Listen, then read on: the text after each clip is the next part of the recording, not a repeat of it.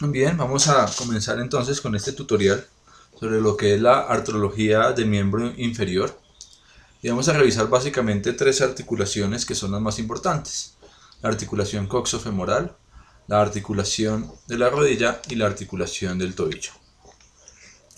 Entonces aquí tenemos lo que es la articulación coxofemoral, la articulación de la rodilla y finalmente aquí la articulación del tobillo. Estas son las tres que vamos a revisar en este video tutorial. Sin embargo, vamos a simplemente a revisar el resto de articulaciones para que las tengan presentes en cuanto a su clasificación y subtipo. Comencemos entonces con la articulación coxofemoral. Vamos a revisar como primera medida sus medios de unión, empezando por la cápsula articular, que está unida al acetábulo, como lo vemos acá, y también está unida a la línea intertrocantérica. ¿Sí? Y un pequeño pedazo a la cresta intertrocantérica.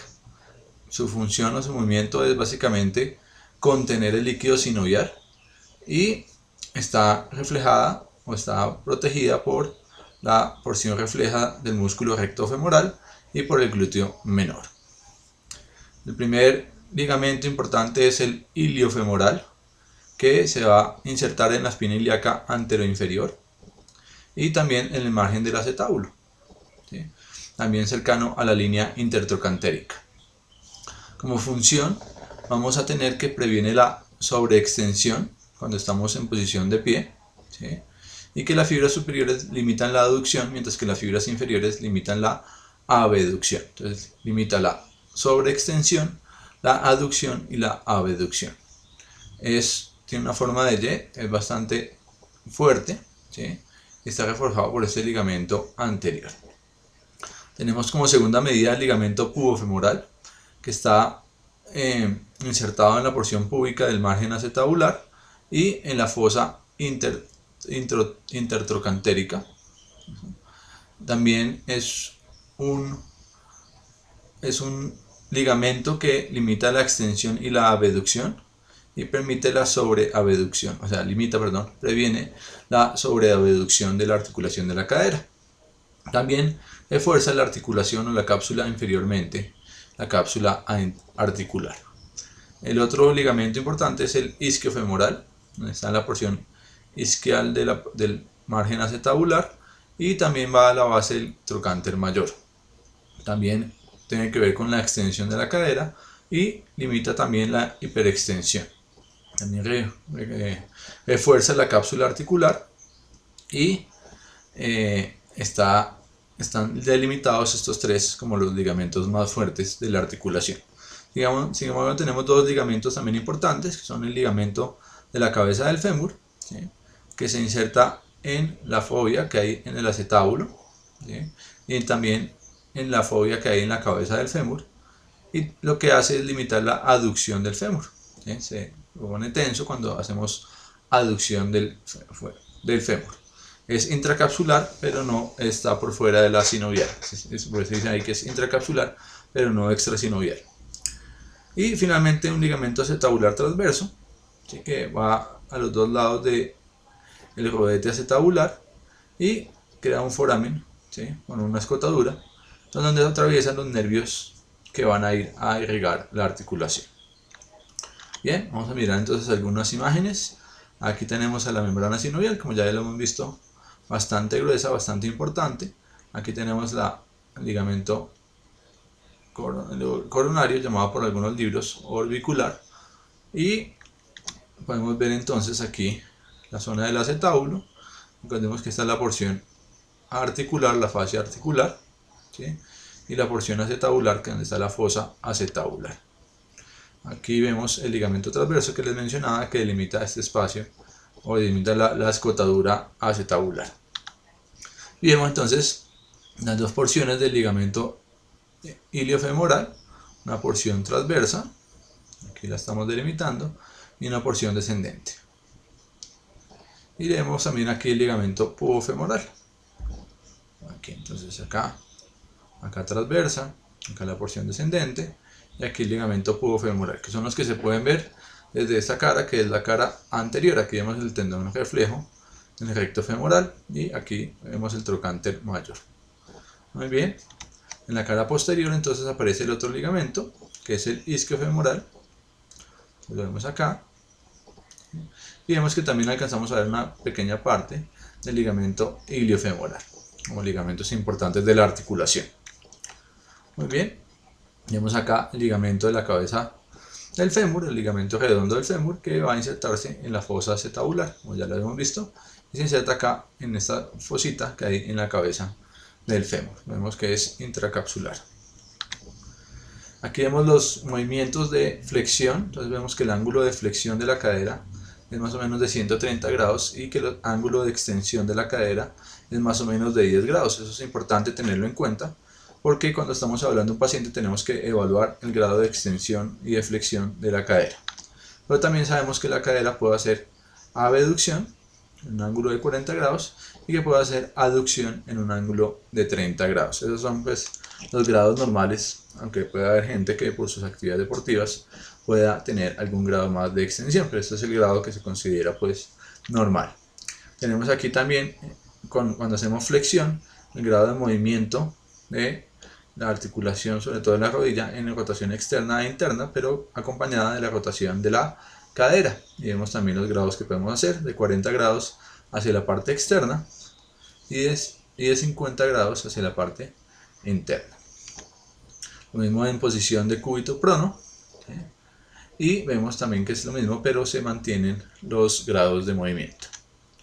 Vemos entonces que principalmente, o las principales arterias que irrigan la articulación coxofemoral son las arterias circunflejas femorales mediales y laterales, que recordemos que son ramas de la arteria femoral profunda.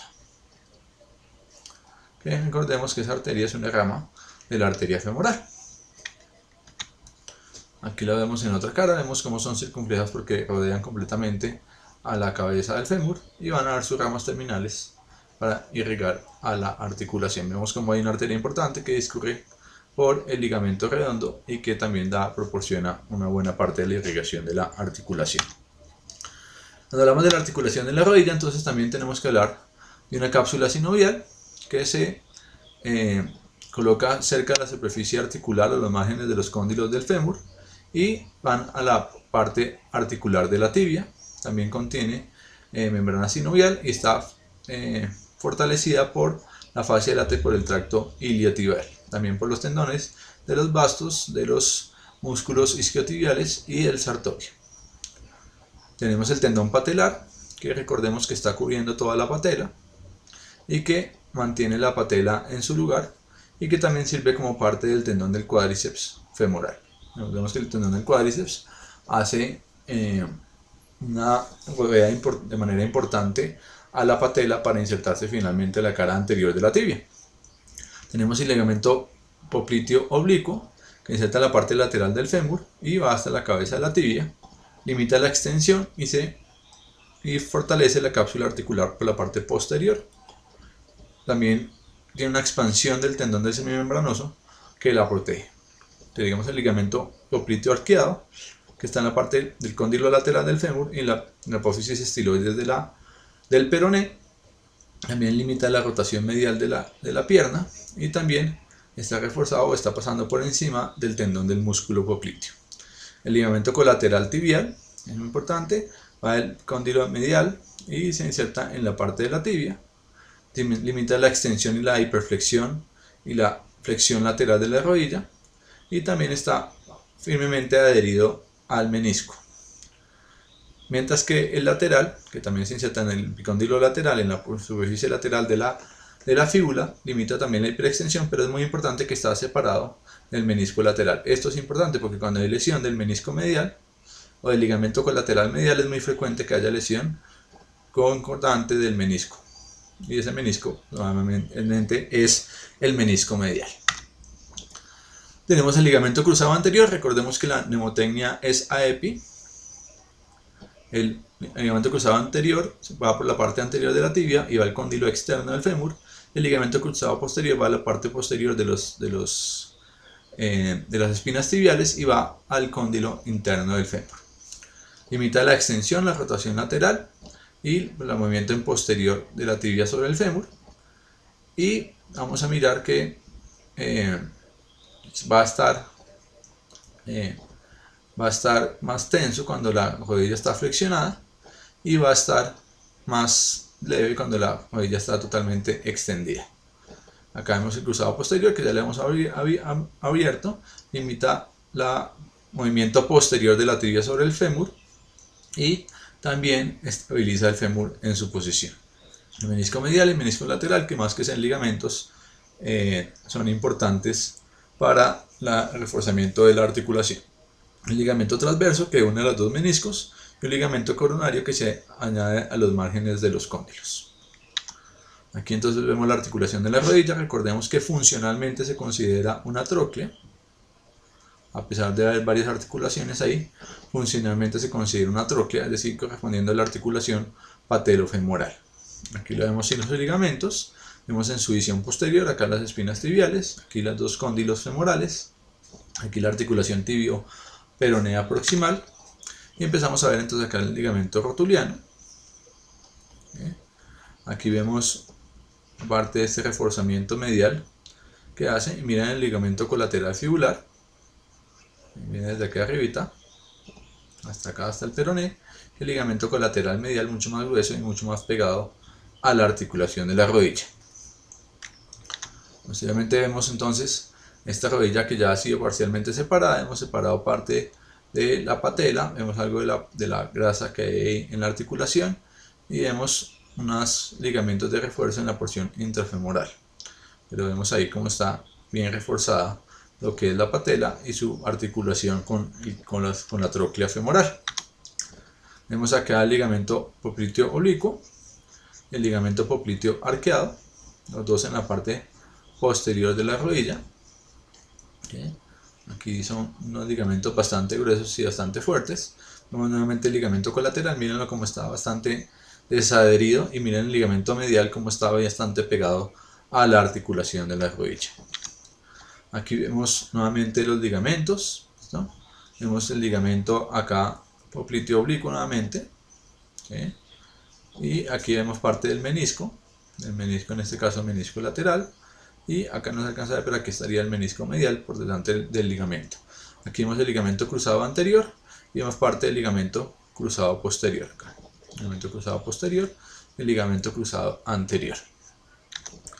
Vemos aquí el ligamento colateral de la tibial, es decir medial. Recordemos que está, mírenlo como está bien adosado al menisco, mientras que el ligamento colateral lateral está un poquito, este sigue siendo el medial, perdón, y lo seguimos viendo aquí adosado al menisco y alcanzamos a ver algo del ligamento de la patela.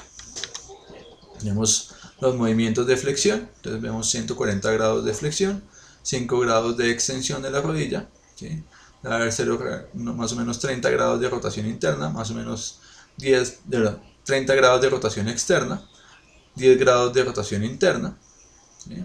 Y aquí vemos cómo los ligamentos tienen importancia en el mantenimiento de la articulación.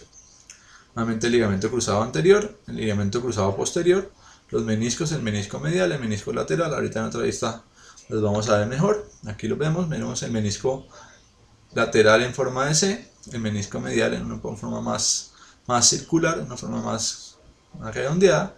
Vemos el ligamento transverso, ¿sí?, de la rodilla, y el ligamento meniscotibial acá que está uniendo el menisco a la tibia. Aquí no se ve, pero nuevamente recordemos la formación de los ligamentos colaterales. Aquí vemos entonces, recordemos que la mayoría de las arterias que van a la articulación de la rodilla van a ser ramas de la arteria poplitea.